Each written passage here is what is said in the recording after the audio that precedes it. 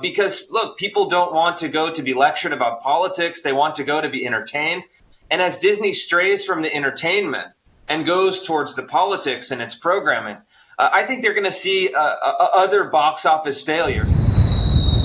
Christopher Rufo, last week, I believe, wrote a story about Bob Iger's return to Disney. Bob Iger's returning as the CEO of Disney, and Chris was able to ascertain exclusive video of Bob Iger's address to Disney employees, where it seemed like perhaps Iger and Disney are in full retreat from some of the grooming, I guess, for lack of a better description, that Disney's been doing. Perhaps they lost their war with Ron DeSantis, but I'll let Chris fill you in on the rest.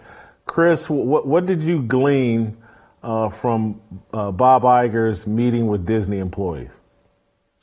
Well, this is Bob Iger's return, and I've been following Disney and reporting on Disney for about 2 years. I've looked at their critical race theory training program, some of their gender ideology and their kids programming. And Bob Iger, after the company took a beating from Ron DeSantis, pledged to move back towards neutrality on the culture war. He said he wanted to quiet things down. He said he wanted to respect the audience. He said he wanted to disengage from politics.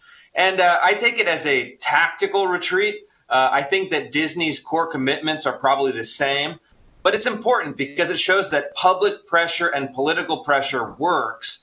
And if you can push these companies into a corner, hit them at their bottom line, they're going to start changing their position on some of these controversial race, sex, and gender issues. Chris, what do you think that will look like?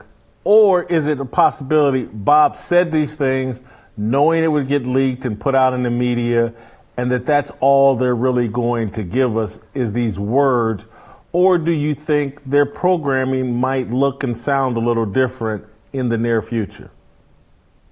Well, the production cycle for a big Disney movie, for example, is multiple years. And so the stuff that is already coming out, that's already in the can, will likely look the same. But I think you're going to see shifts over the medium and long term. Also because that their woke programming has been a disaster. It's not only started these political controversies, but if you look at the actual box office returns, they had this kind of hyper ideological film called Strange World that came out. It was either their worst or second worst Thanksgiving week release in the company's history. Because, look, people don't want to go to be lectured about politics. They want to go to be entertained. And as Disney strays from the entertainment and goes towards the politics in its programming, I think they're going to see other box office failures. And ultimately, Bob Iger might be, in his own heart, left wing or on the left liberal side of the spectrum.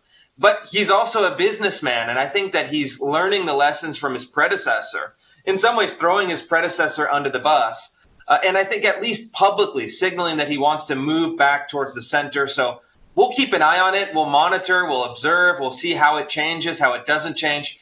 But I think just the fact that he feels the necessity to back down in his rhetoric is already a win. It already signals that our strategy for putting pressure on these corporations is having an effect.